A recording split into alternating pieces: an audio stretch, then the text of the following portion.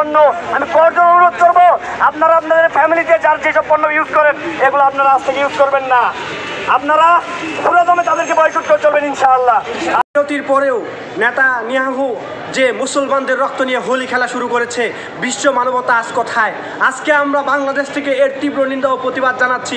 সেই সাথে নেতানিয়াহু সহ তার সহযোগী যারা আছে, যারা আজকে অকাতরে মুসলিমকে নিধনের জন্য মাঠে নেমেছে, আমরা তার তীব্র প্রতিবাদ এবং নিন্দা জানাচ্ছি।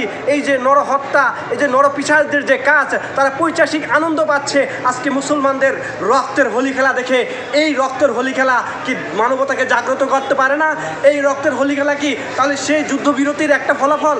আমরা এর তীব্র প্রতিবাদ জানাচ্ছি। সেই সাথে মুসলিম বিশ্বকে জানিয়ে দিতে চাই, আপনারা বসে থাকতে পারেন, কিন্তু আমরা বাংলার জনগণ বসে নাই। আমরা বাংলার জমিন থেকে এর তীব্র নিন্দা প্রতিবাদ জানাচ্ছি। সেই সাথে নেতানিয়াহু সহ সকলের বিচারের আওতায় আনার জন্য জোর দাবি জানাচ্ছি।